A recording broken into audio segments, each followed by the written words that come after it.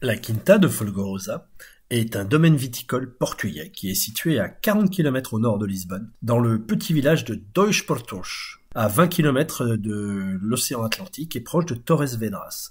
C'est une très belle région viticole que nous découvrons, ainsi qu'un très joli domaine dont on nous dit qu'il est consacré à la culture du vin et de la vigne surtout depuis 1711. Il était situé au début du 19e siècle dans une zone assez peu calme puisqu'il était à mi-chemin entre les lignes de défense de Wellington et celles du maréchal Junot, envoyé par Napoléon pour conquérir le Portugal et qui a été, il faut bien le dire, battu par l'anglais. Outre cette maison et cette cuverie, qui bien entendu sert à produire les meilleurs vins du domaine, nous allons bien entendu visiter ce domaine et visiter aussi le vignoble en nous rendant à pied vers le point culminant de ce vignoble qui était situé à près de 500 mètres d'altitude et sur lequel subsiste un magnifique moulin à vent qui a été restauré et qui côtoie des éoliennes qui sont beaucoup plus récentes. Mais on se rend compte finalement que l'homme cherche toujours à profiter du vent, au début pour simplement moudre du grain, et puis aujourd'hui pour faire de l'électricité. C'est une autre vision de l'utilisation du vent qui nous est offerte. On retrouve au sommet de cette magnifique colline, à la vue extraordinaire sur la région, on retrouve Damien Perronneau, sommelier français, qui travaille en partenariat avec 111 Vinhos. Bonjour Damien. Bonjour Jean-Guillaume. Damien Perronneau. Vous êtes sommelier dans le civil? Tout à fait, oui, depuis l'âge de 18 ans. Et là, où est-ce que nous sommes dans ce très bel endroit, au pied de ce magnifique moulin? Eh ben, nous sommes sur le domaine de Quinta de Folgorosa. Alors, pourquoi est-ce qu'on est là? Expliquez-nous. Eh ben, c'est très simple, nous sommes ici parce que Diogo Pereira, un des fondateurs de 111 Vinhos, est l'onologue de ce domaine. Un des onologues, car ils sont deux avec José. Et Diogo possède ce domaine et suite à ça a décidé d'ouvrir sa propre entreprise de vin. Et donc il est à la base de 111 Vinhos. Tout à fait. Dans lequel vous officiez aussi, bien sûr. Je suis en partenaire avec eux sur les vins français pour pouvoir compléter la gamme, en fait. Touche, parce qu'au départ, 111 Vinhos, c'est que du vin portugais. Que du vin portugais de petits propriétaires. Voilà, pas n'importe quel vin. Pas des vins qu'on trouve en grande surface, pas des vins de grande distribution, des vins de propriétaires. Tout à fait. Sélectionnés de manière rigoureuse, selon on va dire une philosophie.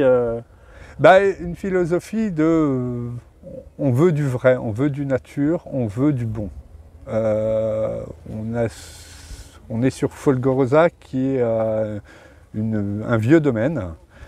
Notamment tous ces vins que nous produisons, qui produit ici, nous les retrouvons après en boutique.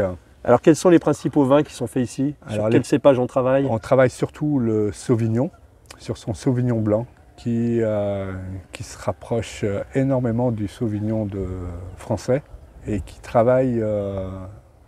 qui fait un super travail dessus et très intéressant. Même s'il dit qu'à ces jours, il n'est pas encore au top de ce qu'il veut, franchement, pour moi, il fait un très très grand Sauvignon. Après, nous retrouvons également sur Folgorosa le Cabernet Sauvignon. Ouais.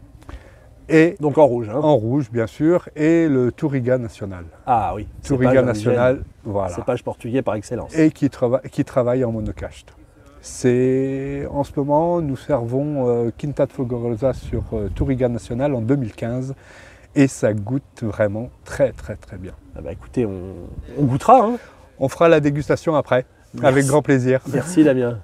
Bruno Almeida est un des fondateurs de 111 Vinhos. 111 Vinhos, qui est une société qui se charge de commercialiser, outre les vins du domaine de la Quinta da Folgorosa, mais d'autres vins conçus et produits avec une philosophie extrêmement exigeante. C'est ce que nous explique Bruno Almeida, qui est originaire d'un petit village du nord du Portugal, frontalier de l'Espagne, et qui nous explique que c'est un village de contrebandiers, et qu'il avait donc dans ses gènes, dès le départ, l'idée du commerce. Simon Cardoso, le jeune chef de culture, a un rôle capital dans ce domaine. C'est lui qui fait pousser la vigne, c'est lui qui prend soin des cèpes, et c'est grâce à lui que, si le raisin est bon, le vin le sera aussi. Et il a beaucoup de respect pour son terroir Ainsi, il privilégie donc la vie des sols et garde ses vignes enherbées afin de les garder à l'abri de l'érosion et de favoriser la pénétration de l'eau dans la nappe phréatique. La visite, bien entendu, prend fin dans le caveau de dégustation, dans lequel on peut trouver évidemment toutes les bouteilles et tous les vins qui sont produits sur ce très beau domaine de la Quinta da Folgorosa. Maria João Coimbra est la guide. Elle vous racontera l'histoire du vignoble, elle vous racontera l'histoire de ces batailles entre Wellington et Junot qui eurent lieu tout à côté de cette quinta. Elle vous racontera l'histoire de l'architecture, elle vous racontera l'histoire de la région. Enfin, c'est elle qu'il faut contacter pour pouvoir visiter cette magnifique quinta de Folgorosa. En tout cas, n'hésitez pas à vous rendre sur ce domaine, à aller visiter la Quinta da Folgorosa, c'est un endroit merveilleux.